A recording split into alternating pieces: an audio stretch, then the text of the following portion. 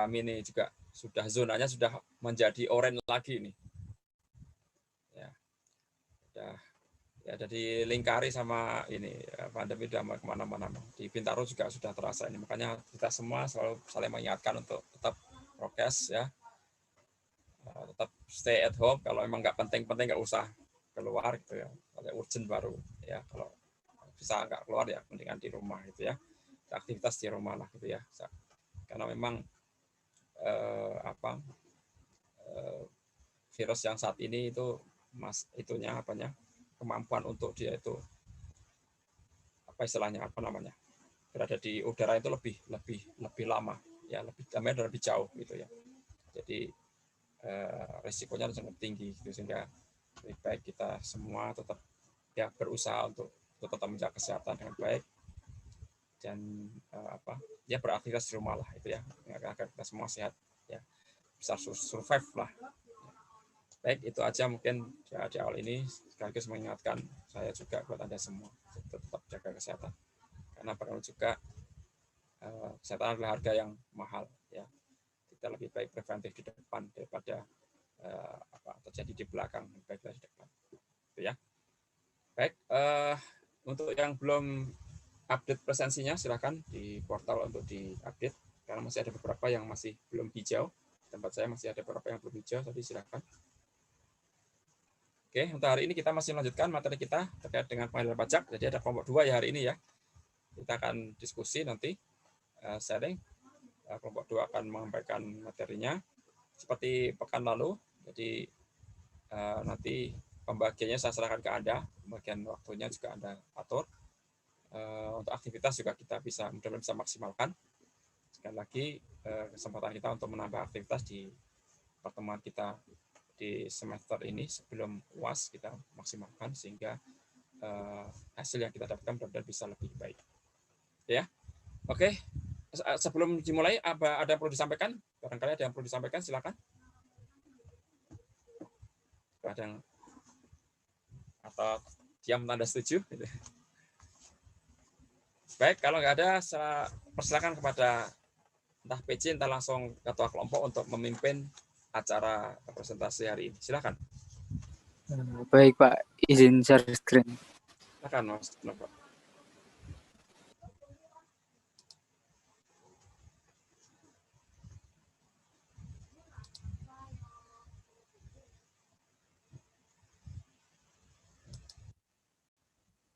Recording in progress.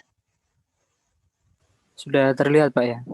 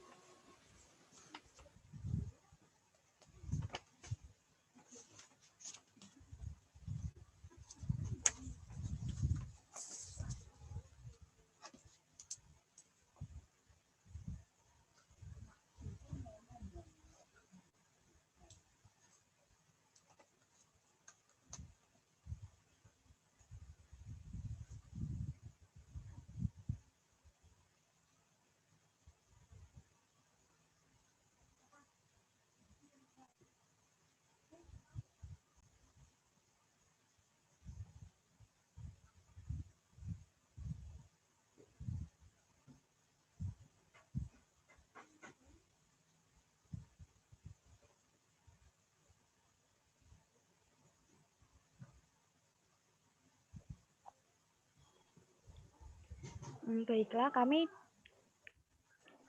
akan mempresentasikan mengenai pengadilan pajak. Ini sebenarnya mengulang materi dari minggu sebelumnya, karena kelompok 1 sudah menyampaikan semua materi. Namun kali ini kami akan berusaha untuk menjelaskan lebih detail. Next. Kami dari kelompok 2 yang beranggotakan saya sendiri, Erika Febriani, Eva Theodora, Maria Tampu Bolon, Naufal Andrian, dan Rifki Corinando. Materi yang pertama yaitu dasar hukum. Dasar hukum mengenai pengadilan pajak dan materi tentang pengadilan pajak yaitu antara lain Undang-Undang Nomor 14 Tahun 2002 tentang Pengadilan Pajak. Yang kedua, Undang-Undang Nomor 48 Tahun 2009 tentang Kekuasaan Kehakiman.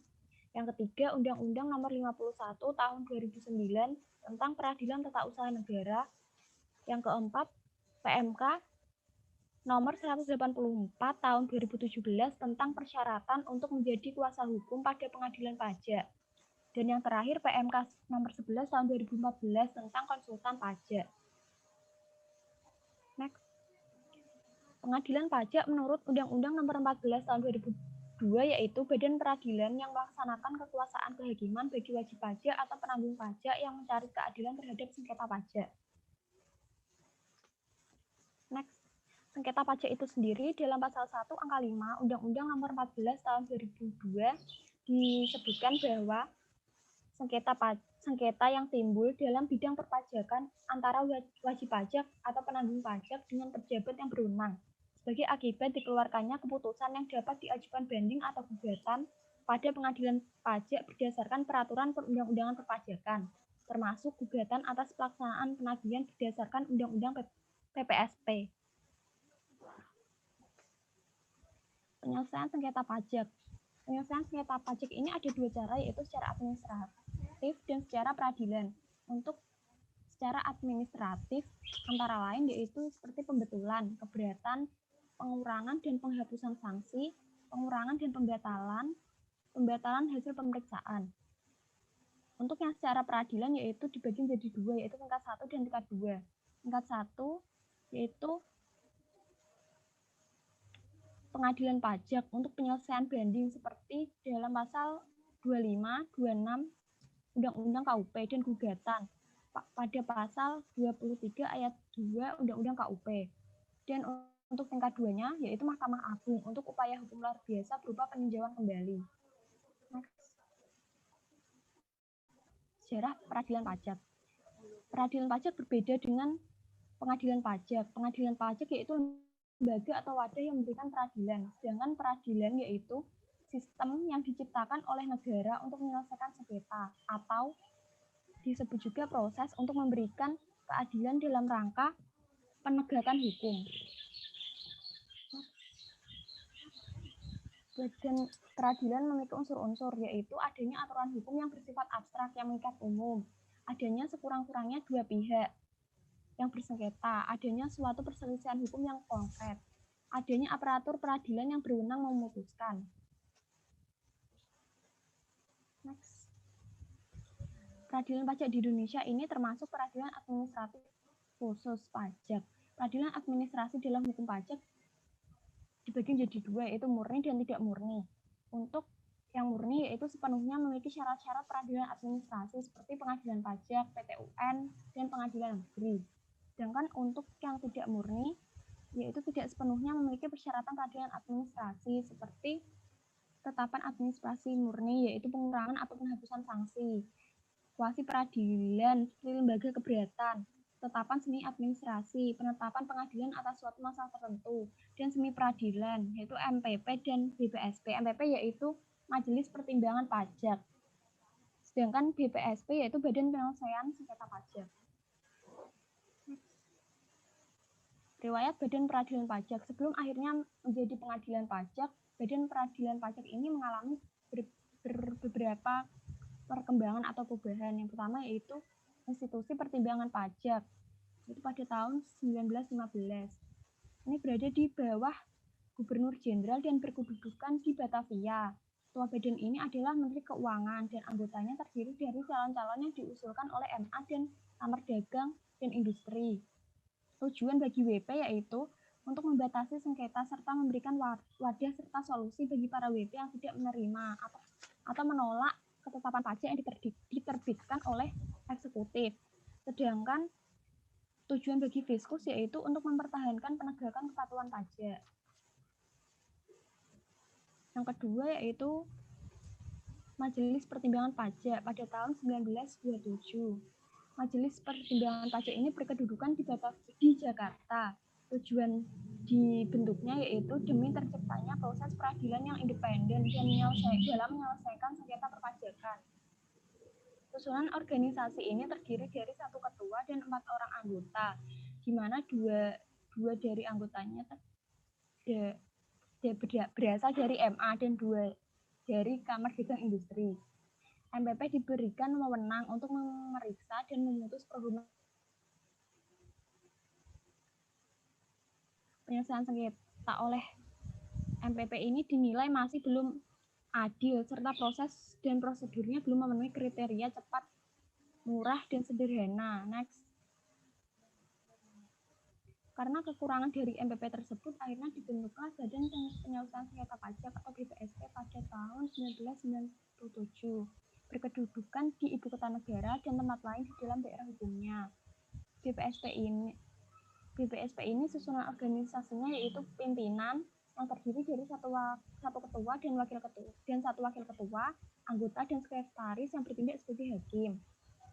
Mempunyai wewenang lebih luas, yaitu memeriksa dan memutus masalah sengketa pajak yang berada di luar wewenang peradilan umum dan tata usaha negara, Pabean dan Cukai, dan dimaksudkan menggantikan kedudukan MPP.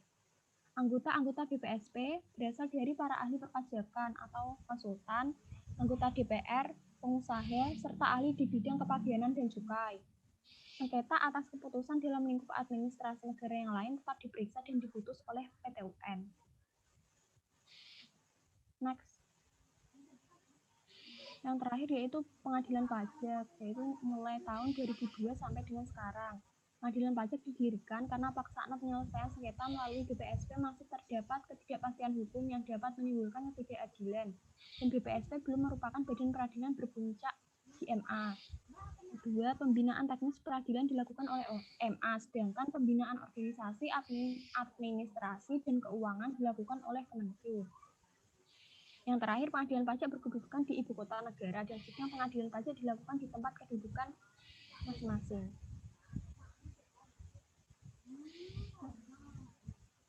Selanjutnya akan dilanjutkan oleh rekan saya. Kemudian terkait kedudukan pengadilan pajak dalam sistem peradilan di Indonesia.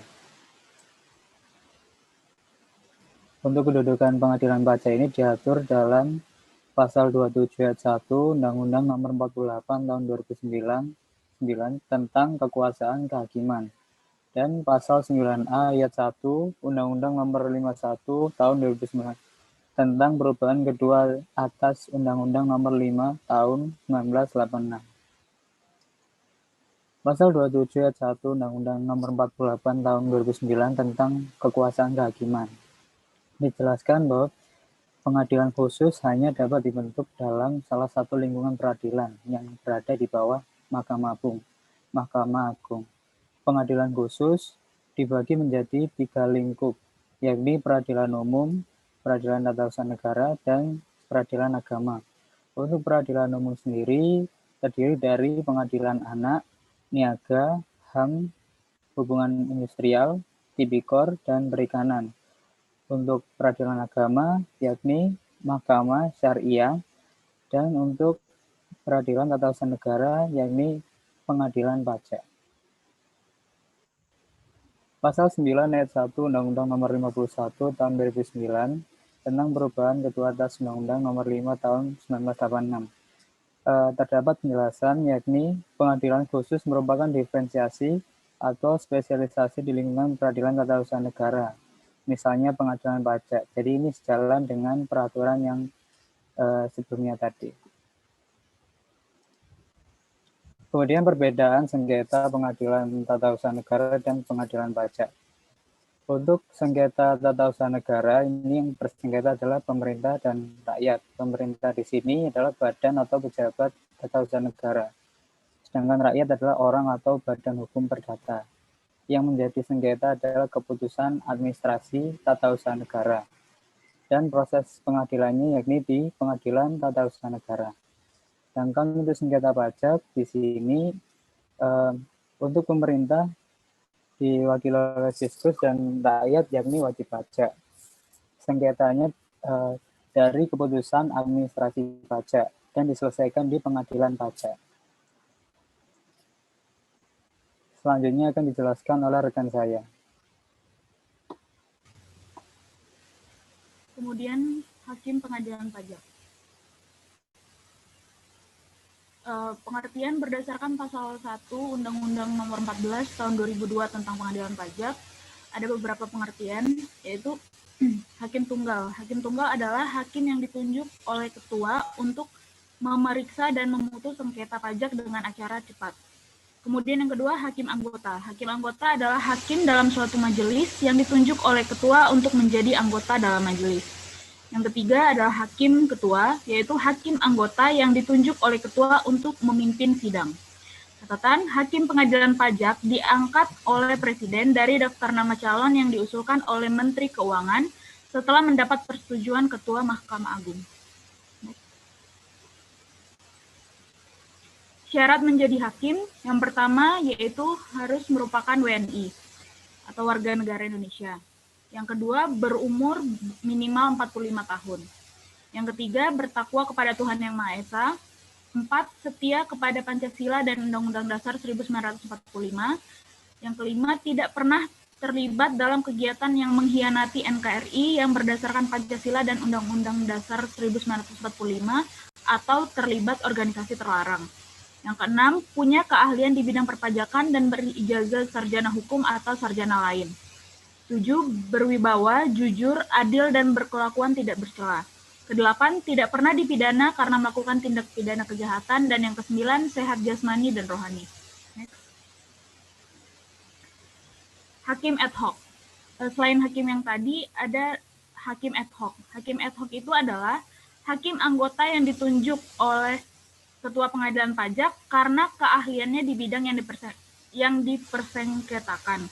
Misalnya, sengketa pajak migas akan memerlukan hakim ad hoc yang menguasai bidang migas. Syarat-syarat yang harus dipenuhi sama seperti hakim biasa, kecuali poin nomor 2 dan nomor 6 dapat dikesampingkan. Ketika hakim ad hoc diangkat, hakim anggota termuda akan tergusur jabatannya sebagai hakim selama persidangan. Ketua, wakil ketua, hakim harus bersumpah menurut agama dan kepercayaannya. Ketua dan wakil ketua bersumpah di hadapan MA, sementara hakim bersumpah di hadapan ketua. Next. Yang selanjutnya mengenai pembinaan dan pengawasan. Pembinaan dan pengawasan umum hakim pengadilan pajak dilakukan oleh MA. Pembinaan dan pengawasan dalam pelaksanaan tugas dan perilaku wakil ketua, hakim, sekretaris atau panitera dilakukan oleh ketua. Next. Pemberhentian hakim, ketua, dan wakil ketua. Kategori pemberhentian dengan hormat adalah permintaan sendiri, sakit jasmani dan rohani terus-menerus, telah berumur 65 tahun, tidak cacat dalam menjalankan tugas negara lainnya, dan meninggal dunia. Sementara itu, pemberhentian dengan tidak hormat yaitu dipidana karena bersalah melakukan tindak pidana kejahatan, melakukan perbuatan tercela, terus-menerus melalaikan kewajiban dalam menjalankan tugasnya, melanggar sumpah atau janji jabatan, atau melanggar larangan rangkap jabatan. Pemberhentian ini diajukan setelah yang bersangkutan diberi kesempatan untuk membela diri di hadapan Majelis Kehormatan Hakim. Next. Majelis Kehormatan Hakim itu bertugas untuk meneliti dan meminta keterangan ketua, wakil ketua, atau hakim pengadilan pajak yang diusulkan untuk diberhentikan dan mengusulkan pemberhentian sementara. Majelis Kehormatan Hakim bersifat tidak tetap dan dibentuk dengan penetapan bersama Ketua MA dan Ketua KY paling lama 14 hari kerja terhitung sejak tanggal diterimanya usulan pemberhentian dari MA atau KY. Keputusan Majelis Kehormatan Hakim bersifat mengikat dan tidak dapat diajukan keberatan. Next. Pemberhentian sementara dilakukan karena sebelum diberhentikan secara tidak hormat atau dikeluarkan surat perintah penangkapan diikuti penahanan atau dituntut di muka pengadilan dalam perkara pidana tanpa ditahan. Dengan catatan, apabila tidak terbukti bersalah secara pidana, hakim, ketua, dan wakil akan dikembalikan ke jabatan semula. Next.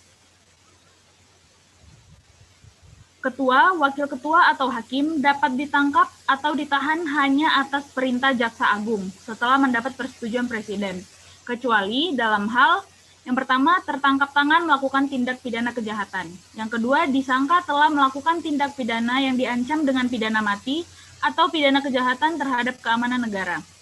Pelaksanaan penangkapan atau penahanan terhadap ketua, wakil ketua, atau hakim paling lambat dalam waktu 2 kali 24 jam harus sudah dilaporkan kepada ketua MA. Selanjutnya, mengenai kewenangan pengadilan pajak akan dijelaskan oleh rekan saya. Oke, yang selanjutnya itu adalah mengenai kewenangan pengadilan pajak. Next.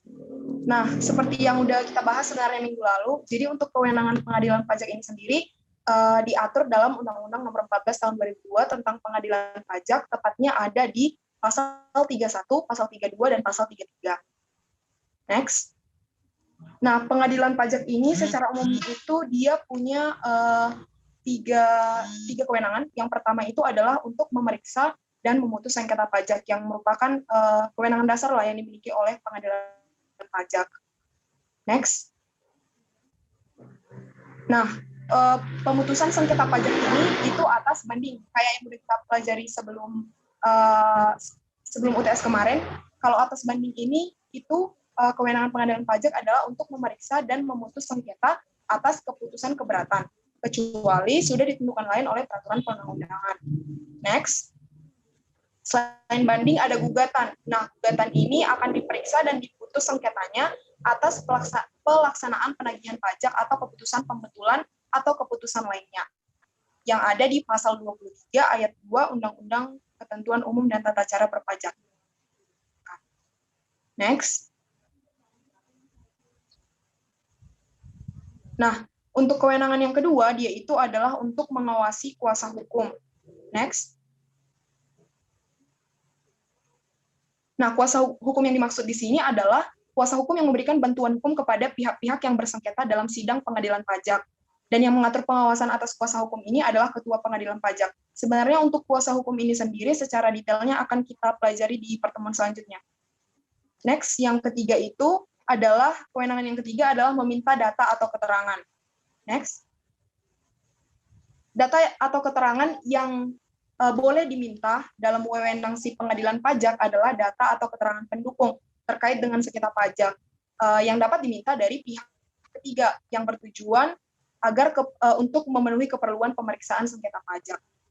Next. Nah, sebagai informasi tambahan, pengadilan pajak ini merupakan pengadilan tingkat pertama dan terakhir yang menyebabkan keputusan pengadilan pajak ini bersifat final, sehingga keputusan pengadilan pajak tidak dapat diajukan gugatan ke peradilan umum, tapi masih bisa dilakukan peninjauan kembali ke mahkamah. Next. Ini akan dijelaskan oleh rekan saya. Baik, yang selanjutnya adalah susunan pengadilan pajak. Susunan daripada pengadilan pajak ini terdiri dari, pertama, pimpinan yang terdiri dari seorang ketua dan paling banyak 5 orang wakil ketua. Selanjutnya adalah hakim anggota, sekretaris, dan panitera.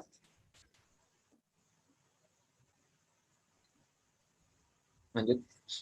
Nah, ini untuk sekedar tahu profil pimpinan pengadilan pajak. Ini ada ketua dan ada 3 wakil. Ketuanya adalah Bapak Ali Hakim. Untuk wakil ketua 1 bidang non-yudisial adalah Bapak Widi Hartono. Untuk wakil ketua 2 bidang yudisial adalah Bapak Aman Santosa. Untuk wakil ketua ketiga bidang pembinaan dan pengawasan kinerja hakim ada Bapak Sino. Dan ini untuk sekretariat pengadilan pajak, sekretarisnya adalah Bapak Dendi, dan untuk wakil sekretaris ada Bapak Budi. Next. Untuk sekretariat pengadilan pajak merupakan unit organisasi yang secara administratif berada di bawah dan bertanggung jawab kepada Sekretaris Jenderal Kementerian Keuangan, dan secara operasional berada di bawah dan bertanggung jawab kepada Ketua Pengadilan Pajak. Sekretariat Pengadilan Pajak dipimpin oleh seorang sekretaris dan dibantu oleh wakil sekretaris.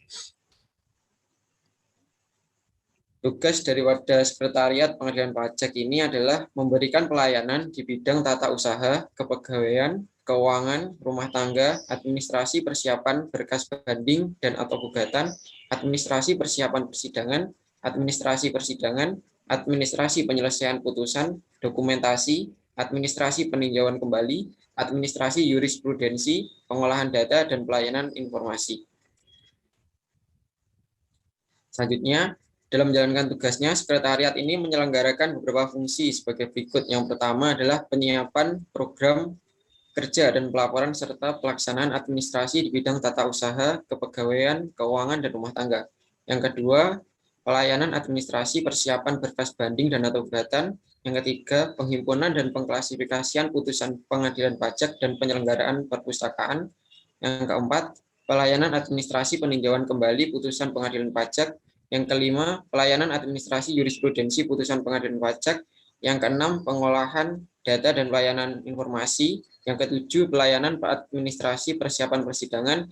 Yang kedelapan, pelayanan administrasi penyelesaian putusan. Selanjutnya adalah sekretaris, wakil sekretaris, dan sekretaris pengganti.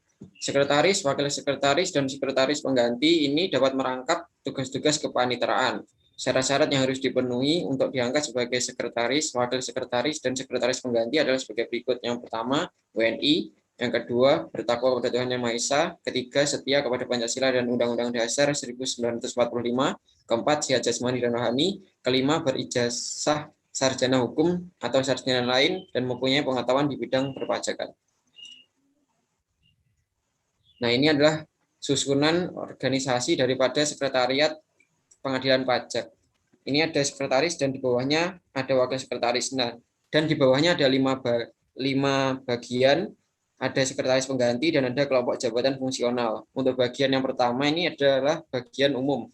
Bagian umum mempunyai tugas melaksanakan urusan sumber daya manusia, penataan organisasi dan tata laksana, penyusunan rencana kerja dan rencana strategis, pengelolaan keuangan, tata usaha, protokoler, dan dukungan layanan pimpinan pengadilan pajak, serta melakukan pengelolaan perlengkapan dan kerumah tanggaan di lingkungan pengadilan pajak dan sekretariat pengadilan pajak.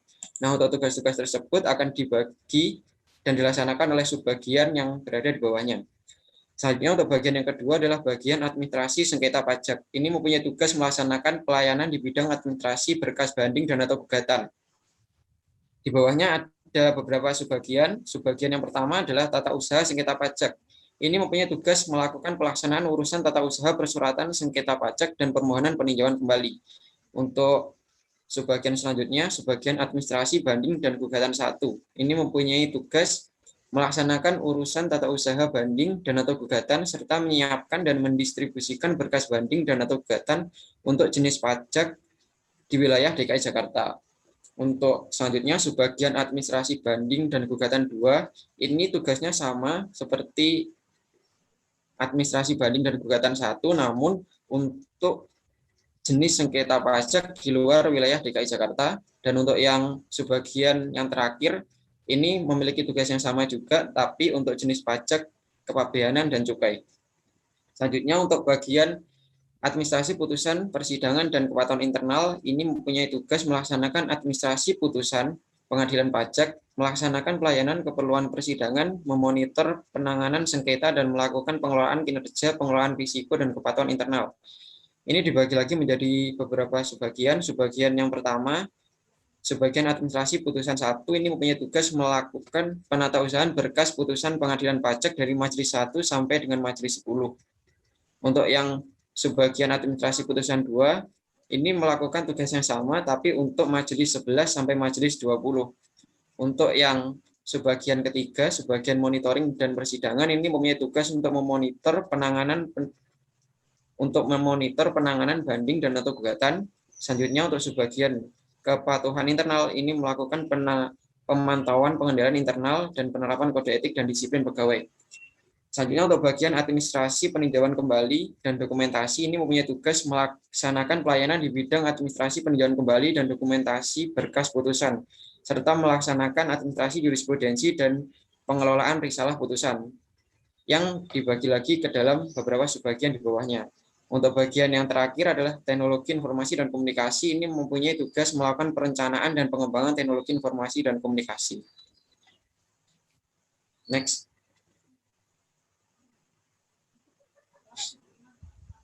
Selanjutnya adalah panitera pengadilan pajak. Pada pengadilan pajak ditetapkan adanya kepaniteraan yang dipimpin oleh seorang panitera yang dibantu oleh seorang wakil panitera dan beberapa orang panitera pengganti.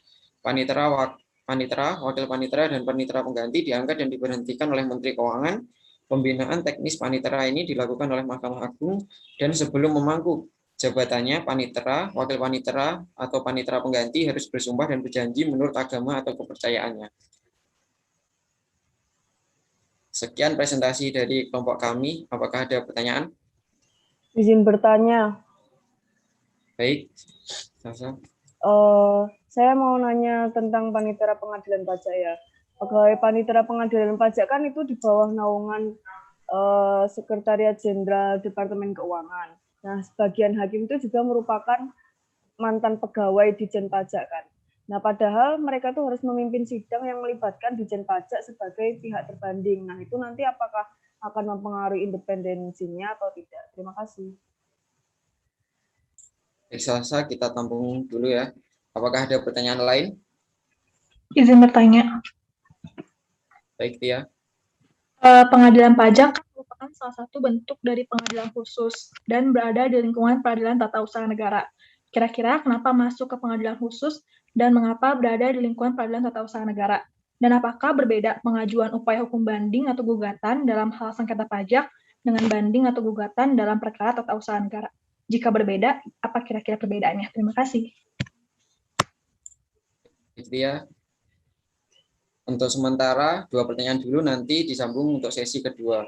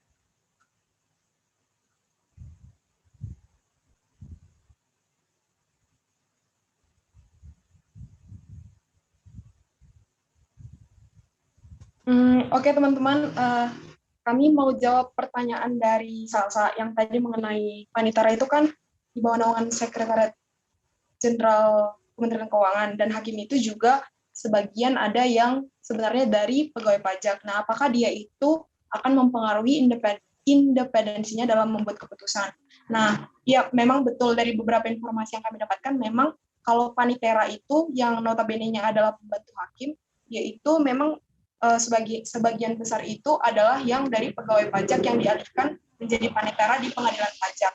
Nah, sebenarnya kenapa mereka ditempatkan di pengadilan pajak? Menurut kami itu alasannya karena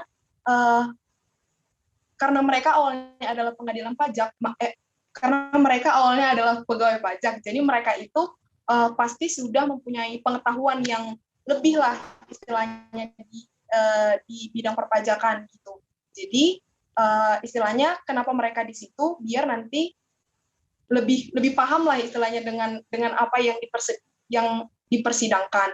Nah, jadi menurut kami kalau masalah keindependensinya itu nggak terlalu terpengaruh karena gimana pun juga itu lebih ke personal gitu loh.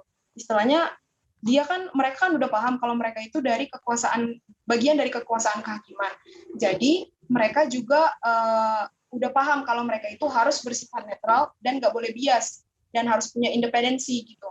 Jadi sebenarnya lebih ke personalnya aja sih. Kalau hubungannya gara-gara dia pegawai pajak kemudian nggak independen, itu menurut kami nggak ada pengaruh yang material lah istilahnya. Baik, terima kasih Maria. Sama-sama.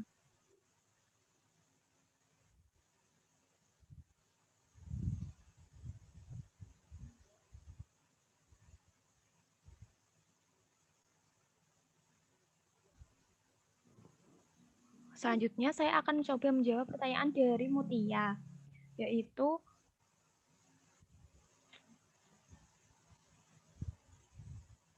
mengapa pengadilan pajak masuk ke pengadilan khusus dan berada di lingkungan peradilan tata usaha negara? Terus apakah berbeda pengajuan upaya hukum banding atau gugatan dalam sengketa pajak dengan banding atau gugatan dalam perkara tata usaha negara? Jika berbeda, apa perbedaannya? Saya akan mencoba menjawab. Masih terdapat ketidakpastian kedudukan pengadilan pajak di dalam sistem peradilan di Indonesia. Ini dikarenakan dalam Undang-Undang Nomor 14 Tahun 2002 ini tidak mengatur mengenai kedudukan tersebut.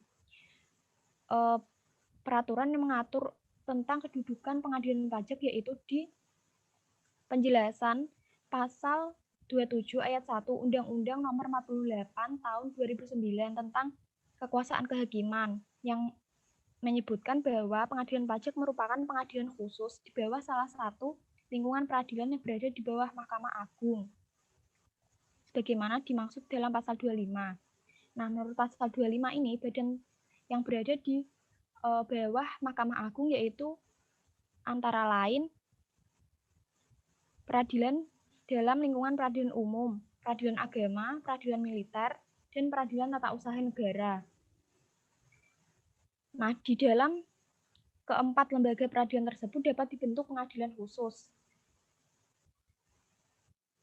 Lalu di penjelasan pasal 27 ayat 1 Undang-Undang Nomor 48 Tahun 2009 juga menentukan bahwa pengadilan khusus hanya dapat dibentuk dalam salah satu lingkungan peradilan yang berada di bawah Mahkamah Agung tersebut. Pengadilan khusus itu antara lain pengadilan anak, pengadilan niaga, pengadilan hak asasi manusia, pengadilan tindak pidana korupsi, pengadilan hubungan industrial, dan pengadilan perikanan yang berada di lingkungan peradilan umum, serta pengadilan pajak yang berada di lingkungan peradilan tata usaha negara. Sedangkan kecenderungan pengadilan pajak masuk di lingkungan peradilan tata usaha negara juga disebabkan oleh sifat sengketa dan sifat para pihaknya. Dilihat dari subjek sengketanya, keduanya ini yaitu mempertemukan dua subjek yang bersengketa, yaitu pemerintah dan rakyat sebagai perorangan. Posisi pemerintah ini sebagai tergugat atau terbanding yang keputusannya dipersoalkan, sedangkan perorangan yaitu sebagai penggugat atau pembanding yang menentang keputusan yang dikeluarkan oleh pemerintah. Nah,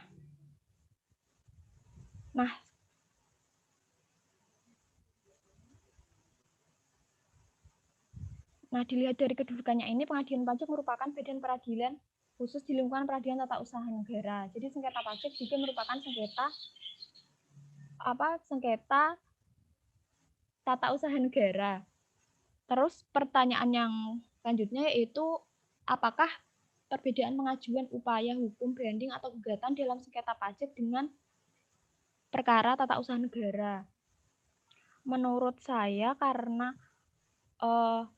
sengketa pajak juga termasuk di sengketa tata usaha negara, perbedaannya itu hanya pada kepada siapa pengajuan ini ditujukan, yaitu untuk sengketa pajak diajukan kepada pengadilan pajak, sedangkan untuk sengketa perkara yang tata usaha yang lain diajukan ke pengadilan tata usaha negara. Seperti itu. Apakah sudah jelas? Sudah jelas, terima kasih banyak. Sama-sama.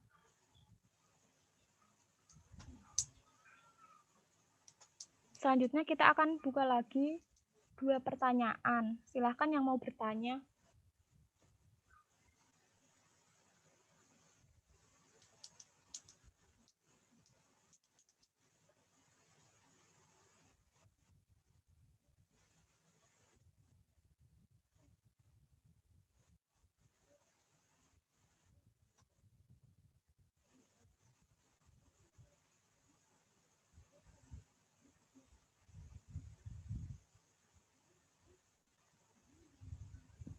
Baik, ada lagi yang mau bertanya?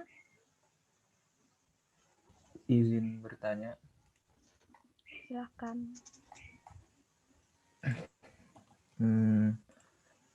Salah satu syarat pemberhentian sementara ketua, wakil ketua, dan hakim adalah terus-menerus melalaikan kewajiban dalam menjalankan tugasnya. Ruang lingkup terus-menerus di sini bagaimana ya? Apakah ada syarat kuantitatif tertentu? Dan di slide selanjutnya dijelaskan bahwa pemberhentian. Nah, usulan pemberhentian ini bisa usulan dari masyarakat gitu. Terima kasih. Baik, kelompok kami akan berdiskusi terlebih dahulu.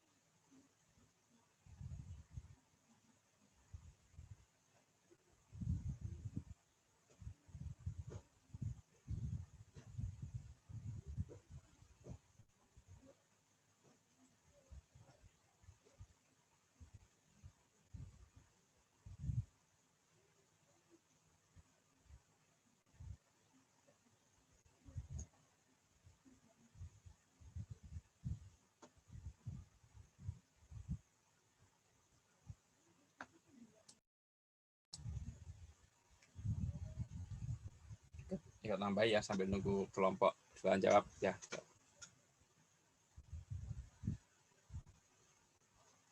Ya, terkait tadi jawaban kelompok tadi oke, terkait dengan pertanyaan teman terkait dengan apa tadi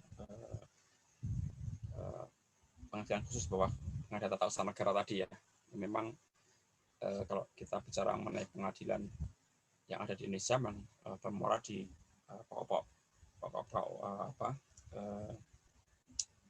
kehakiman, dan kehakiman itu memang harus ada 4 peradilan kan di Indonesia, dia disebutkan oleh kelompok tadi ya. Maka kalau dikatakan pajak ini sifatnya khusus, yang kan harus masuk di 4 itu, nggak mungkin berdiri sendiri di, ada 4 kaki ya tadi ya, 4 kaki, nggak mungkin berdiri sendiri di 1 kaki sendiri, kaki kelima kan nggak mungkin, bisa harus masuk ke 4 kaki itu gitu ya. Nah sedangkan kita tahu kakinya ada pengadilan tata usaha negara, pengadilan umum, terus tadi ada peradilan agama dan militer ya. Dan 4 itu. Makanya yang paling dekat kan dengan tata usaha negara, maka pajak maksudnya di sana. Jadi mendekatkan kepada fungsi peradilannya, jadi di tata usaha negara. Sedangkan tadi jawaban kelompok yang presentasi juga benar sih. Jadi memang karena pajak ini bedanya dengan tata usaha negara apa ya, kalau sekarang karena arahnya terkait dengan sengketa pajak, otomatis larinya ke pengadilan pajak kan gitu. Kalau di luar itu maka lari ke tata usaha negara gitu. Jadi perbedaannya ya memang dari sengketanya apa gitu. Jadi pertama adalah karena memang semuanya harus mengacu kepada MA, di bawah MA, dan ada empat peradilan tadi, sehingga dia harus masuk ke salah satu kan gitu. Maksudnya ya di tata usaha negara. Nah, pada tata usaha negara ini sendiri kan ada sengketa tata usaha negara kan, karena ada sengketa tata usaha negara dan pajak bagian dari sengketa itu sebenarnya. Dulu sebelum ada pengadilan pajak memang larinya ke PT UN gitu kan. Jadi sebelum ada pengadilan pajak sengketa pajak bisa lari ke sana, walaupun ada BPSP di situ ya. Ada BPSP sudah ada, tapi tetap lari ke PT UN juga banyak seperti itu. Nah, karena ya sekarang sudah ada pengadilan pajak, maka fokusnya sekarang secara kewenangan ada di pengadilan pajak. Jadi saya menambahkan saja, jadi memang kalau dikatakan yang beda dengan kenapa masuk saya di PT UN, ya karena memang sengketa antara pihak warga negara tadi dengan negara kan, kira-kira gitu kan. PT UN kan berarti ada dua sisi ini ya, negara dan masyarakat. Terus pajak ada di sana. Terus kalau kaitannya dengan bedanya dengan yang lain apa, ya tadi masalah objek sengketanya tadi, pokok sengketanya tadi apa. Pokok sengketanya kalau kait pajak maka dilari di pengadilan pajak, malah dikatakan khusus di itu UN itu karena fokus terhadap kewenangan pajaknya itu ya. Jadi itu yang terjadi dengan pengadilan pajak. Terus apakah dengan adanya pembinaan secara organisasi di bawah Kementerian Keuangan menimbulkan tidak ada independensi dari pengadilan pajak gitu? Memang ini menjadi perbincangan yang selalu ada menurut saya dari sejak berdirinya pengadilan pajak, karena memang tidak sepenuhnya itu menjadi bagian dari Mahkamah Agung kan itu. Kalau dikatakan sebagai bagian peradilan yang total kira-kira gitu, ya harusnya semua di bawah pembinaan Mahkamah Agung. Ternyata kan tidak, karena memang secara organisasi ini dia masih di bawah Kementerian Keuangan, sehingga ini yang sering menimbulkan ya polemik lah gitu. Menimbulkan polemik karena memang realitanya seperti itu gitu, ada sisi Kementerian Keuangan di situ. Nah, apakah nanti secara tadi bisa dikatakan apakah bisa dijamin independensinya gitu? Nah, itu memang hakim yang ada di sana itu saja, semua pihak yang terkait dengan peradilan di situ ya harus komit dengan ketentuan dari MA gitu. Itu salah satu cara untuk mendapatkan independensinya tadi. Tapi dari itu memang bisa ditunjukkan dari putusan-putusan yang sama terbit ya. Itu setahu saya memang itu menunjukkan walaupun mereka berada dua kaki kira-kira gitu ya. Ada sisi teknis kehakimannya gitu. Terus ada satu pembinaan organisasinya, itu ternyata memang dari Kementerian Keuangan tidak bisa intervensi, tidak bisa intervensi. Ya, selama ini pun prakteknya yang setahu saya memang hakim punya kewenangan gitu. Ya, dia bisa menunjukkan independensinya itu. Dan bahkan sengketanya pun sampai saat ini justru dimenangkan oleh wajib pajak gitu. Itu yang terjadi, persentase kemenangan itu lebih banyak wajib pajak sampai saat ini, sehingga kalau kita harusnya kalau dia berada di bawah Kementerian Keuangan harusnya kan memenangkan DJP sebagai bagian dari Kementerian Keuangan, ternyata tidak juga. Jadi dari situ juga menunjukkan bahwa walaupun pada posisi seperti tadi ya, masih ada polemik tadi ya di dua kaki tadi, dua payung tadi gitu ya, tapi ternyata outputnya itu hasilnya juga dianggap sampai saat ini masih bisa mendapatkan kepercayaan masyarakat untuk melakukan upaya penyelesaian sengketa di sana gitu. Jadi ya tidak mengurangi, menurut saya tidak mengurangi independensinya gitu. Ya, tidak mengurangi independensi, tapi itu yang saya tahu selama ini ya. Tapi ya mudah-mudahan itu benar, karena memang kalau saya parameternya ya dari kecenderungan sengketa yang banyak yang dimenangkan oleh wajib pajak itu, terus masih dimenangkan wajib pajak, terus proses sengketanya yang semakin hari semakin banyak ya, jadi rasa kepercayaan masyarakat tinggi untuk membawa upaya hukum itu ke ranah pengadilan pajak itu semakin banyak, berarti kan semakin percaya gitu. Semakin dipercaya itu berarti kredibilitasnya juga diakui, walaupun posisi tadi kita tahu masih ada polemik tadi. Yang ketiga juga selain outputnya, terus jumlah sengketanya, juga transparansi bahwa sengketa itu bisa dipantau gitu, dipantau oleh semua orang gitu, bisa melihat itu terbuka sekali gitu. Jadi itu bisa menunjukkan bahwa dengan keterbukaan itu sehingga kita dirasa percaya itu timbul gitu ya. Terus kecenderungan untuk memihak itu misalnya ke Kementerian Keuangan itu kalau sudah dipantau kan nggak mungkin juga gitu, maka hakim bisa sekarang dengan sepenuh kewenangannya gitu, menurut saya seperti itu. Ya ini sekedar menambahkan ya apa yang saya tahu terhadap jawaban yang disampaikan kelompok tadi, kelompok 2 ya. Oke, itu aja, mungkin silahkan dilanjutkan. Saya ingin menjawab pertanyaan dari Nadir terkait syarat kuantitatif ya. Jadi menurut hasil diskusi kelompok kami itu tidak ada ketentuan kuantitatif melalaikan tugas jabatan yang secara detail ditentukan untuk pemberhentian hakim. Tapi mungkin di sini maksudnya itu terus menerus itu ya, kalau misalnya dia udah melebihi batas wajar. Misalnya sebagai hakim itu kan memang sudah menjadi tugasnya untuk datang dan menghadiri persidangan. Nah, kalau semisal dia nggak datang lebih dari sekali di kasus yang sama, maka mungkin perlu dipertanyakan juga. Lalu untuk selanjutnya yang terkait apakah masyarakat boleh untuk melapor, nah itu menurut kami mungkin boleh-boleh saja untuk melaporkan pelanggaran tugas-tugas yang dilakukan oleh hakim dengan catatan ada bukti-bukti yang memang valid. Di pengadilan pajak ada yang namanya bagian operasional yang salah satunya mengatur bidang sarana prasarana. Nah, mungkin masyarakat bisa melapor ke sana. Tapi untuk mengusulkan pemberhentian kalau menurut undang-undang yang ada saat ini yaitu 14 tahun 2002 hanya dilakukan oleh Menteri Keuangan saja. Apa sudah menjawab?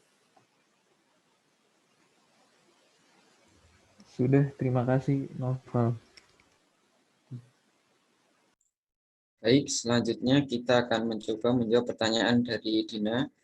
Pertanyaannya adalah, fungsi sekretariat pengadilan pajak itu salah satunya adalah menjalankan fungsi rumah tangga dan penyelenggaraan perpustakaan. Nah, bagaimana apa yang dimaksud dengan kedua fungsi tersebut? Untuk fungsi rumah tangga ini maksudnya adalah mengurusi seluruh aktivitas umum dari pengadilan pajak agar pengadilan pajak tersebut dapat berjalan dengan baik, seperti penyiapan administrasi. Contohnya adalah pengadaan segala inventaris yang dibutuhkan, maupun intinya sekretariat ini menyiapkan seluruh yang dibutuhkan oleh pengadilan pajak. Dan untuk fungsi yang kepustakaan ini adalah maksudnya sekretariat ini bisa menyediakan bahan pustaka sebagai bahan untuk pemakai yang membutuhkan, baik dalam hal ini pembanding maupun terbanding, sehingga bisa mengoptimalisasikan semua informasi dan bahan yang ada guna untuk menciptakan persidangan yang efisien. Ini contohnya adalah putusan-putusan pengadilan pajak yang telah lalu, literatur, dan dasar hukum pajak. Begitu, Dina.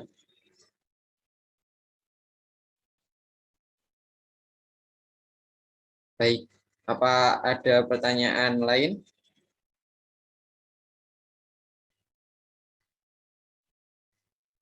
Izin bertanya. Baik, Shirley. Itu tadi kan disebutkan katanya terhadap ketua, wakil ketua, dan hakim pengadilan pajak itu hanya dapat dilakukan penangkapan dan penahanan atas perintah Jaksa Agung, kecuali apabila tertangkap tangan melakukan tindak pidana kejahatan atau disangka telah melakukan tindak pidana yang diancam pidana mati atau tindak pidana kejahatan terhadap keamanan negara. Nah, pertanyaannya, misal dia melakukan tindak pidana kejahatan tersebut, itu perintah penangkapannya dari siapa? Apakah dari Polri? Lalu apabila ternyata hakim pengadilan pajak itu misalkan kena operasi tangkap tangan kasus korupsi, itu bagaimana penangkapan dan penahanannya? Terima kasih. Baik, Shirley, kita tampung terlebih dahulu. Apakah ada pertanyaan lain?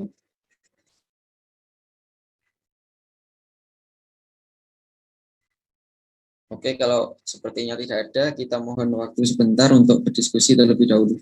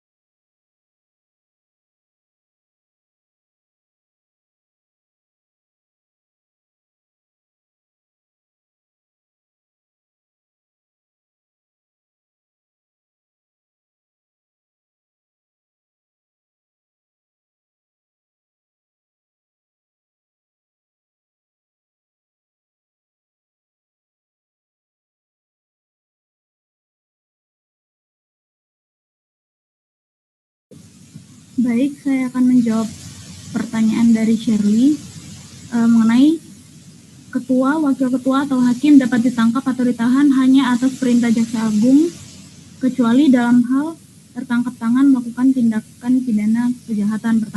Pertanyaannya, jika kasusnya demikian, siapa yang melakukan perintah penangkapan? Menurut kelompok kami, apabila hakim, wakil ketua, atau ketua, wakil ketua, atau hakim tersebut dicurigai melakukan tindak pidana korupsi, kan sebelumnya itu pasti ada dilakukan pelaporan atau pengaduan mengenai tindak pidana korupsi ini. Nah, alurnya sama seperti penanganan tindak pidana korupsi pada umumnya, yaitu akan dilakukan penyidikan oleh KPK. Nah, kemudian atas adanya laporan yang masuk tersebut, siapa yang akan memerintahkan untuk melakukan penangkapan? Atas adanya laporan tersebut, pimpinan Mahkamah Agung langsung memerintahkan Badan Pengawasan untuk melakukan klarifikasi dan verifikasi terhadap kebenaran laporan atau pengaduan tindak pidana korupsi tersebut. Setelah dilakukan pemeriksaan terhadap pihak yang terkait, hasilnya itu akan dilaporkan kepada pimpinan Mahkamah Agung. Nah, nanti berdasarkan laporan berdasarkan laporan hasil pemeriksaan tersebut, pimpinan Mahkamah Agung akan menjatuhkan tindakan kepada majelis hakim yang dicurigai melakukan tindak pidana korupsi. Apakah menjawab pertanyaannya, Sheryl? Ya, terima kasih Eva atas penjelasannya. Terima kasih. Apakah ada pertanyaan yang lainnya?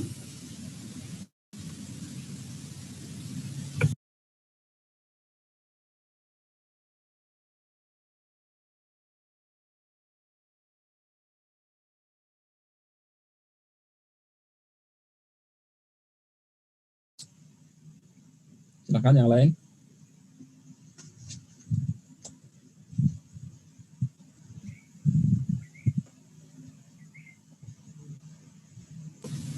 Baik, sepertinya tidak ada yang... Ya, sambil menunggu yang lain, Mbak, mungkin buka slide lagi, Mbak. Kita bincang-bincang lihat slide-nya dari awal mungkin ya.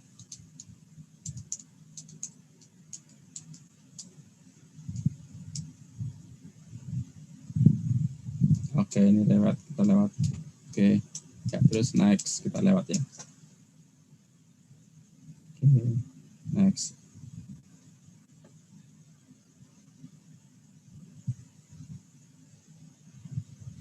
Oke, ya, ini yang administratif yang dilakukan di tingkat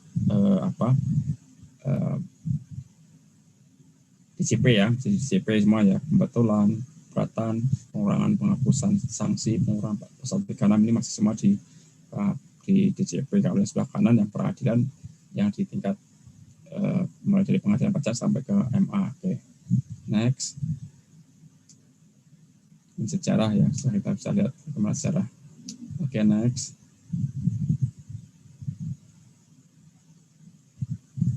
Oke, misal atau unsur peradilan. Oke, next. Nah, ini murni. Ini yang masih juga sampai saat ini menurut saya yang pengadilan pajak masuk kategori benar tidak murni, ini yang menurut saya juga masih menjadi polemik ya tadi ya. Bagaimana karena ada sisi-sisi tadi sisi Kementerian Keuangan itu gitu ya, sehingga masih dianggap ada yang mengatakan bahwa ini tidak murni gitu. Itu tidak murni kenapa? Karena memang dari sisi peradilan dia harusnya di bawah MA semuanya gitu ya. Tapi kalau di sini dikelompokkan di bagian murni ya mungkin saja, tapi ada polemiknya itu muncul karena posisinya itu ya.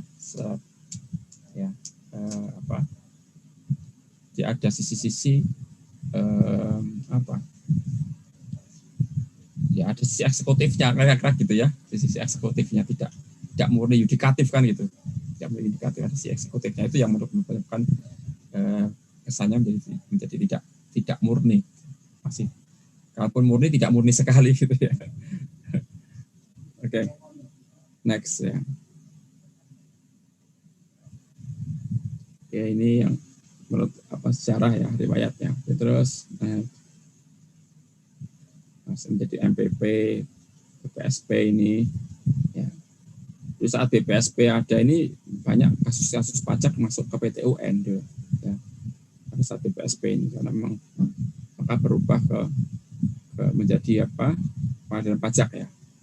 Oke, next pengadilan pajak. Bukan pengadilan pajak. Oke.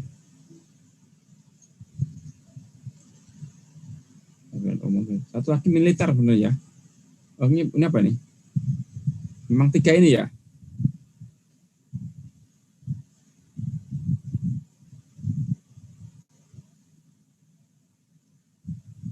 Kalau militer di mana? Militer ditaruh di mana kira-kira?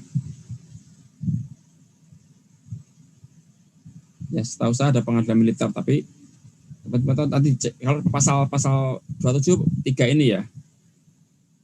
Yang jelas memang harus ada cangkolannya gitu kan. Kalau tadi ini berkaitan dengan pertanyaan teman Anda tadi kan, kenapa harus masuk di pengadilan tata usaha negara kan gitu kan? Karena memang kaitannya antara sengketa antara masyarakat tadi dengan negara kira-kira gitu ya. Itu tepatnya di sini gitu, di PTUNM gitu kan. Ini PTUNM ini paling tepat sehingga masuk di sini. Nah, khususnya itu karena pajaknya itu kan gitu.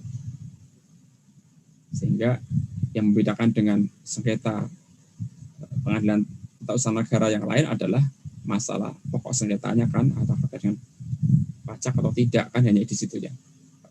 Kalau pajak maksudnya ke pengadilan pajak. Oke, gitu ya. Next. Nah ini ya khusus di lingkungan tata usaha negara, pengadilan pajak. Oke, next.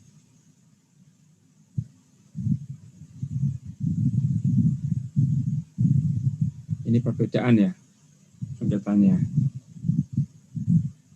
Oke, tadi sudah kita ini ya, paling tidak gambarnya jelas kalau dengan melihat ini jelas ya, menjadi lebih jelas ya.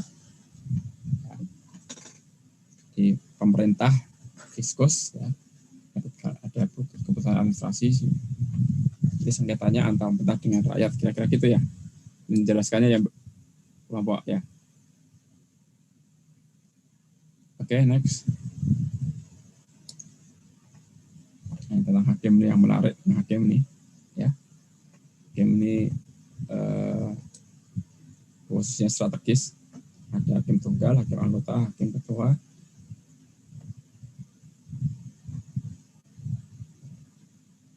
Hakim anggota, berarti hakim anggota ini bagian dari majelis ya. Di sana ada ada hakim ketua. Hakim tunggal berarti dia sendirian gitu ya, tunggal. Kalau hakim majelis berarti dia ada hakim ketuanya dan hakim anggotanya. Oke, next. Bisa menjadi hakim, kemarin sudah kita singgung kalau salah ini ya. Usianya juga minimal 75 tahun dan seterusnya. Oke, next. Ad hoc, nah ini ad hoc. Banyak ad hoc berarti ya, tergantung ada kasusnya atau tidak kan gitu ya. Jadi, karena perlu penambahan ad hoc, berarti kalau ada sengketa yang diperlukan maka perlu hakim ini. Jadi kondisi kegagalan sendiri kan terkait dengan sengketanya menurut saya. Kalau memang diperlukan ya bisa, kalau enggak ya enggak perlu ya enggak apa-apa, enggak usah harus ada hakim ad hoc. Ya, tergantung kebutuhannya lah, ya tergantung kebutuhannya di sini. Tapi tetap syaratnya dipenuhi ya gitu, syaratnya dipenuhi. Ya gitu ya. Next. Pembinaan pengawasan, oke. Ini jelas kalau dari sisi teknis peradilannya, dari sisi pembinaan di bawah MA ya. Oke, next. Pengertian ada karena sendiri, karena yang tidak hormat tadi karena pelanggaran ya, kalau yang di sebelah kanan karena pelanggaran ya. Tapi tetap ada kesempatan untuk membela diri kalau ada pelanggaran tersebut. Karena laporan itu kan bisa dari masyarakat, kan bisa benar bisa tidak, maka harus dibuktikan, paling harus dibuktikan. Nah ini juga harus melalui proses ini, ada proses bagaimana dia membela diri. Oke, silakan asisten. Next.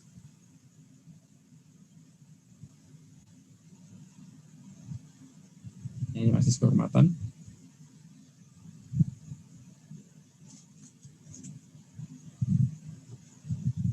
Ya, kalau terjadi masalah dengan hakim, maka majelis kehormatan ini saya langsung dibentuk ya.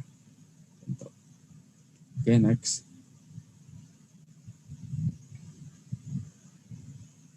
Pemberhentian sementara. Oke, next.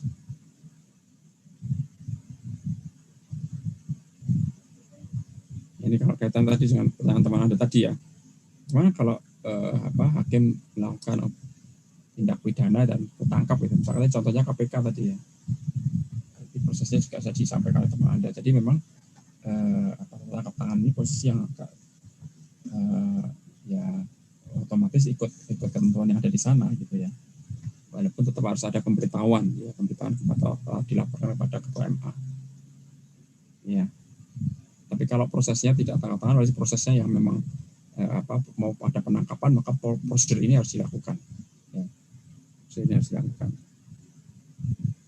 Oke, next. Jadi tidak gampang ya, intinya nangkap hakim tidak gampang. Oke, next. proses. Ya, lanjut. Ya, dengan banding. Jadi proses banding otomatis bahan bakunya adalah putusan keberatan. Oke, next. Gugatan, kemarin kita bicara, sudah kita singgung pasal 23 ayat 2. Ya, di pelaksanaan penagihan pajak atau keputusan pembutuhan atau keputusan lainnya. Oke. Next. Masih kuasa hukum. Next. Nah ini kuasa hukum yang dibaca adalah kuasa hukum yang memberikan bantuan hukum pada pihak-pihak yang bersengketa dalam sidang pengadilan pajak. Jadi kuasa hukum yang mewakili wajib pajak atau pihak bersengketa dalam pengadilan pajak, dia diawasi, ya, diawasi oleh ketua pengadilan pajak. Ya, ya pengawasan itu dalam artian bagaimana dia berpraktek, semua itu laporan-laporan itu mau masuk ke sana. Kuasa hukum ini maka tidak boleh, tidak sembarangan juga menjadi kuasa hukum, karena mereka juga dibatasi juga dengan ketentuan ya yang mengatur, terutama terkait dengan pengawasan ini. Ketua pengadilan pajak berperan besar. Ya, silakan. Next.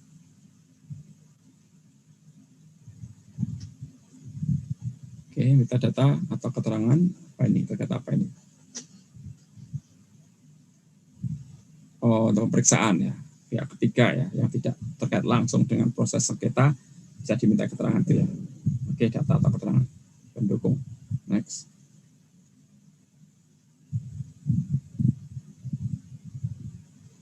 Oke, pertama dan terakhir. Satu final. Oke, next. Sunan. Next. Ya, ada pimpinan di sana. Ada 5 wakil maksimal ya. Itu tergantung juga dengan jumlah sengketanya, wilayah sengketanya kan segitu ya. Kemarin kita sudah singgung. Itu tergantung situasi kondisi kira-kira gitu. Tapi di state di sini di undang-undang sini bahwa paling banyak adalah wakilnya adalah 5 orang wakil ketua. Hakim anggota, sekretaris panitia. Nah, kalau hakim anggota ini yang setiap tahun memang hampir sebagian besar ada penambahan hakim-hakim baru ya, hakim anggota ini. Oke, next. Ini posisi terakhir ya.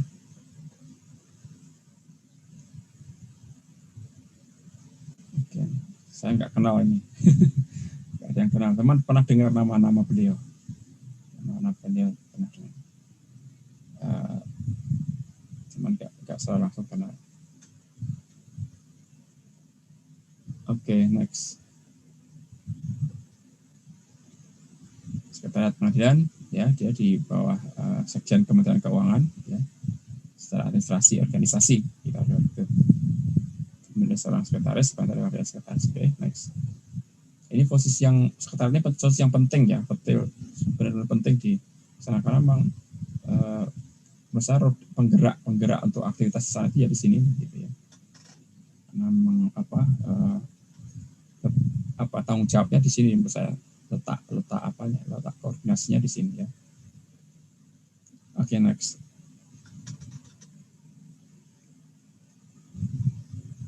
Tugasnya ya. Coba kita lihat tugasnya ini banyak sekali ya. Tugasnya dari tata usaha, pegawaian, keuangan, rumah tangga, administrasi, persiapan berkas banding gugatan, persiapan persidangan, administrasi persidangan, penyelesaian putusan, dokumentasi administrasi PK, administrasi diskresi, pengolahan data dan lain-lain. Jadi banyak banget tugasnya. Makanya perlu staff ya, usaha yang banyak. Kita lihat next. Fungsinya tadi. Oke, next.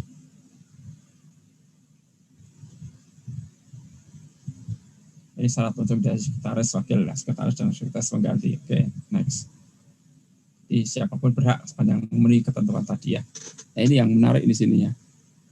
Ini bagaimana kita bisa melihat susunan organisasinya. Ya tadi dengan melihat tugas-tugasnya yang banyak tadi kita bisa memaklumi ya kalau di sana juga walaupun namanya sekretaris atau sekretaris pengadilan pajak tapi ternyata kerjaannya luar biasa. Dari yang dari sebelah kiri ini khusus tentang apa tadi sudah dijelaskan oleh teman kita ya. Ya bagaimana secara internal mereka mengurusi sebuah organisasinya gitu ya, secara internal baik dari sisi fisik maupun SDM kan gitu.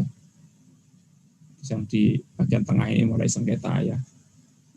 Proses terkait dengan sengketa. Ada kepatuhan internal ini yang ya. Jadi ciri dari organisasi yang reformasi seperti ini di Indonesia adalah adanya kepatuhan internal ini. Kalau di Kementerian Keuangan sudah jamak ya, sudah lazim kalau ada kepatuhan internal. Ya, ini memang ciri yang ditakuti dari sistem aspirasi pemerintahan yang reformasi ya, yang reformis sudah berubah itu ya salah satunya ada kepatuhan internal. Ya tinggal dia berfungsi atau tidak gitu. Ya, padahal sebenarnya kepatuhan internal ini kan fungsinya kan namanya kepatuhan internal tadi sistem secara internal bisa terkontrol dengan baik, bisa berjalan dengan baik. Ya terutama terkait dengan peraturan ketentuan ya, pelaksanaan ketentuan peraturan yang ada di situ itu. Nah, kalaupun ada pelanggaran itu biasanya bisa saja sistem ini nggak berjalan gitu ya. Fungsi kepatuhannya nggak berjalan. Padahal sebenarnya ini sangat penting sih agar organisasi ini bisa berjalan dengan baik dan sesuai dengan ketentuan. Maka di sini harus benar-benar bisa internal. Yang terkait dengan dokumentasi juga ada di sini.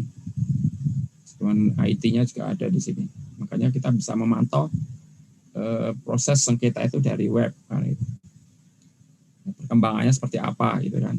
Bahkan di musim pandemi ini sidang di tempat sidang di luar tempat kedudukan seperti di Jogja dan di Surabaya itu bisa dilakukan secara daring ya, secara daring.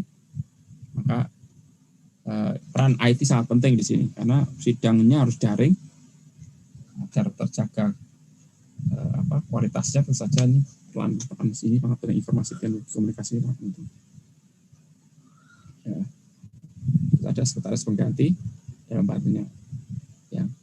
Namanya sekretaris pengganti otomatis sebagai pengganti kan kalau ada halangan ya dengan fungsi sekretaris. Oke, ini jabatan fungsional ini saya nggak tahu nih. Kelompok yang presentasi tahu nggak kelompok jabatan fungsional ini apa saja? Kira-kira ada nggak deskripsinya yang ditemukan?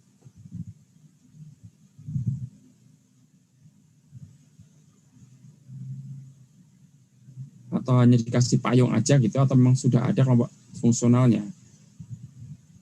Karena memang sekarang trennya kan justru banyak fungsional gitu. Sekarang trennya tuh untuk di lingkup ASN itu kan lebih banyak ke fungsionalnya. Jadi di strukturnya itu dipangkas. Nah, ini cuman saya belum tahu nih fungsional di institusi itu apa itu. Apakah fungsional yang terkait dengan peradilannya gitu ya, apa fungsi yang lain gitu. Mungkin yang lain mungkin ya karena di struktur sini ya. Bisa saja fungsional komunikasi komputer mungkin bisa saja ya mungkin ya, atau mungkin dokter atau apa gitu ya mungkin ya. Ya makanya saya belum tahu ini. Mungkin dari kelompok atau mungkin dari yang KTTA-nya terkait dengan pengadilan pajak mungkin bisa cerita itu. Ada nggak dikasih? Iya Pak, sepertinya kalau yang bagian fungsionalnya itu memang dia itu yang punya kompetensi di bidang-bidang tertentu gitu Pak, yang mendukung persidangan itu nantinya Pak. Ada contohnya nggak Mbak di situ? Ada contohnya kira-kira apa gitu? Kalau contohnya kami nggak nemu Pak. Nggak nemu ya? Ya, pas. Ya mungkin ya. Karena di jabatan fungsional ini kan banyak banget ya, jabatan fungsional ini banyak banget memang. Ya, yang di sekretaris pengadilan pajak itu apa itu kita belum tahu juga di sana. Kalau misalkan di kampus gitu, di kampus kita gitu, jabatan fungsional itu selain dosen, ya setahu saya ada tenaga di perpustakaan itu fungsional. Ya, perpustakaan itu ada sekarang pustakawan, ya pustakawan itu ada. Terus komputer peralatan komputer namanya gitu ya, itu ada di bagian di IT-nya. Seperti itu contohnya. Jadi mendukung organisasi itu, intinya di situ. Oke ya. Mungkin nanti kalau yang pengen lihat-lihat lagi, saya akan mencari tahu kira-kira apa ini. Ya. Oke. Ada yang menambahkan lagi? Silakan tadi. Selain nggak ada. Oke, monggo Pak, lanjutkan lagi Pak, silakan.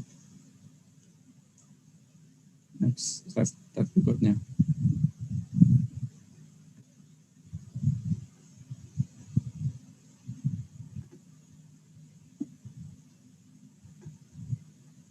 Silakan next, slide berikutnya apa? Terkait dengan apa? Nah, panitera.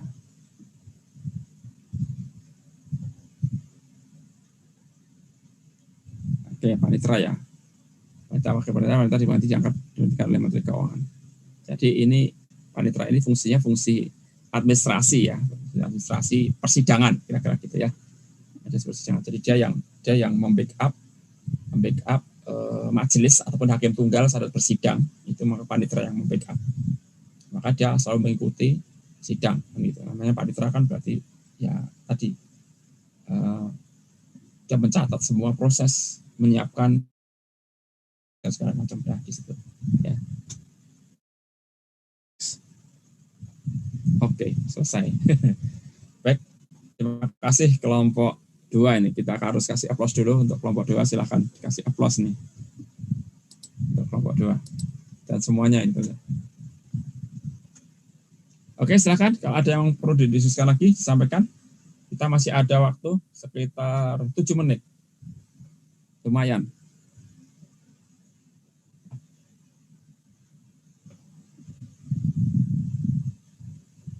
Pekan depan kita bicara mengenai apa? Pekan depan. Pekan depan. Hukum acara, Pak. Hukum acara ya, mulai masuk hukum acara ya. Ya, hukum acara. Oke. Ini bagian yang kemarin disinggung di UTS ya sedikit ya. Oke, kita masuk ke hukum acara. Oke, silakan yang mau disampaikan sebelum kita akhiri. Masih ada sekitar 7 menit. Ada yang perlu disampaikan. Oh ya, mungkin di luar ini.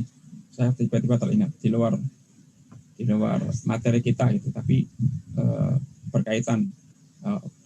Jadi selalu saya sampaikan lagi, saya tegaskan lagi terkait dengan apa ya? Mungkin attitude ya terkait dengan informasi masih dugaan pelanggaran terkait dengan UTS ya, masih hangat lah, UTS masih selesai kemarin ya, 2 minggu yang lalu kira-kira ya, maksudnya terkait dengan informasi adanya dugaan pelanggaran pengerjaan ujian itu ya, itu bagaimana juga saya selalu tekankan kepada semua mahasiswa yang berada di kelas saya itu janganlah sekali-sekali menguji sistem gitu ya, menguji sistem. Kan kalau melakukan pelanggaran itu artinya menguji sistem kan gitu kan, menguji sistem berarti sudah tahu ada aturan tidak boleh dilanggar, tapi dilanggar gitu. Pelanggaran tidak boleh melanggar, baik itu sesuatu yang dilarang ataupun hal yang pokoknya intinya ada ketentuan yang jelas-jelas dilarang itu. Kalau bisa jangan diuji loh, jangan diuji itu maksudnya jangan diikuti gitu. Kalau melakukan itu kan berarti menguji sistem kan itu. Nah, jangan, menurut saya resikonya terlalu tinggi gitu ya. Resikonya terlalu tinggi. Kenapa? Karena memang aturan itu dibuat itu untuk sebenarnya untuk membuat alumni PKN STAN itu pada kondisi yang memang diharapkan mempunyai kualitas gitu ya. Baik dari sisi kemampuan ilmu pengetahuan, juga dari sisi attitude itu. Maka didesainlah sistem seperti saat ini gitu, sehingga Anda harus ujian harus dengan fakta integritas gitu ya. Anda harus mengerjakan sendiri gitu. Anda harus ikuti aturan walaupun godaan untuk melakukan hal tidak baik itu atau pelanggar itu cukup tinggi mungkin. Itu Anda yang bisa merasakan itu.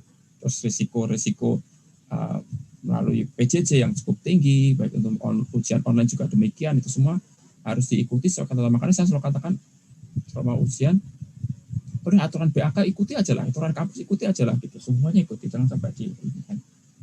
Nah, dan ini kalau saya sampai mendengar ada lagi hal seperti pelanggar tadi, entah itu dibantu atau dengan cara-cara tertentu lah, saya nggak tahu persisnya gitu, tapi sangat disayangkan menurut saya, karena dampaknya itu mesti akan melekat gitu, melekat ke mahasiswa tadi gitu. Apalagi posisi seperti Anda kan tinggal selangkah lagi kira-kira itu selesai gitu kan. Nah, itu kalau ada stempelnya, kalau stempel bagus nggak apa-apa gitu. Stempelnya lulus dengan kualifikasi bagus gitu kan, ada hasil bagus tuh, stempelnya bagus tuh, nggak apa-apa. Itu apa stempel melakukan pelanggaran, nah itu kan repot kan itu melekat gitu loh, dan itu melekat sebagai kurikulum vitae Anda gitu, dalam kurikulum vitae Anda itu melekat, nah itu kan repot itu. Jadi janganlah dilakukan itu, ya, jangan berani-berani menguji sistem, itu aja menurut saya. Jadi kita semuanya berkuasa untuk agar Anda, tujuannya baik semuanya untuk mendapatkan Anda itu unggul dalam artian lulusan yang bisa dibanggakan dari sisi apapun itu bisa diangkat. Nah itu jangan karena ya mungkin saya kan nggak diawasi gitu kan, menguji sistem tadi gitu. Ya sekali lagi saya ingatkan, saya wanti-wanti benar, karena saya masih mendengar itu gitu, dan itu terjadi kan, mendengar dan terjadi. Ya itu menurut saya janganlah dilakukan ya, untuk ke depan selalu jangan ya. Dan efeknya menurut saya akan melekat, dan itu akan berisiko pada saat Anda berkarir. Pada saat ada catatan itu, ada catatan atas prestasi Anda, ada catatan lulus misalkan itu, tapi ada catatan di mungkin di lampiran dari ijazah Anda mungkin, atau catatan kelulusan Anda, ada catatan tadi kan membuat daya saing Anda menjadi turun itu. Ya itu mendapat. Ya itu kalau masih bisa berhasil keluar, kalau enggak gitu kan risikonya tinggi kan itu kan. Itu ya, sekali lagi kita berharap ya mudah-mudahan tidak ada lah di kelas ini, tidak ada, walaupun godaannya berat gitu, itu janganlah dilakukan itu. Ya, jangan dilakukan. Ya walaupun sistem ataupun sekarang dengan ada kecanggihan teknologi bisa dilakukan misalkan, tapi sekali lagi kalau memang kampus mengendaki suatu ketentuan tadi dijalankan dengan baik, dengan benar, ya tolong dilakukan. Kan nggak ketemu Pak, ada juga kan nggak ketemu gitu. Sekarang lebih canggih misalkan itu.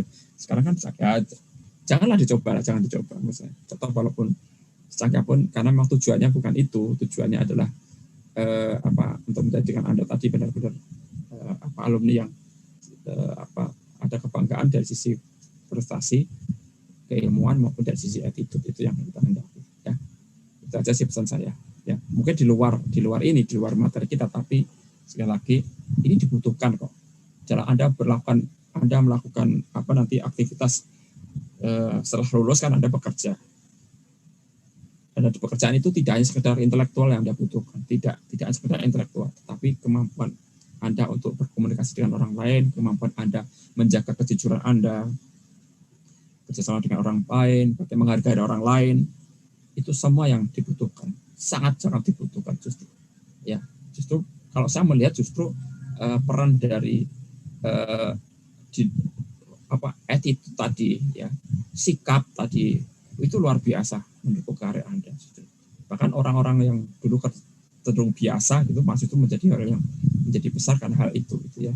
Jadi saya sampaikan di sini karena ya memang Anda dituntut untuk mendapatkan nilai bagus, ya IPK bagus, Anda dituntut untuk itu, tapi bukan dengan cara yang tidak benar, tapi dengan cara yang benar, dengan cara yang baik.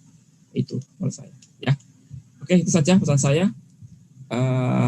Mungkin saya cukupkan sampai di sini materi kita hari ini. Sekali lagi terima kasih atas partisipasi dari kelompok 2 ya, terima kasih dan partisipasi semua, sehingga kita bisa menyelesaikan materi kita pada hari ini. Sekali lagi selamat melanjutkan aktivitas, tetap jaga kondisi dan kesehatan, jaga imunnya gitu ya, dengan lebih semangat gitu. Dan jangan lupa, jangan tinggalkan dengan imun tuh saingan dengan iman gitu ya. Imun dan iman itu satu paket ya. Jadi imun kita juga sehat dan iman kita berarti kita doa kita juga harus dengan baik ya. Itu saja, terima kasih. Akhirnya assalamualaikum warahmatullahi wabarakatuh. Sampai ketemu lagi pekan depan semuanya. Waalaikumsalam warahmatullahi wabarakatuh. Terima kasih, Pak. Terima kasih, Pak. Oke, saya akhiri ya. Ya, Pak.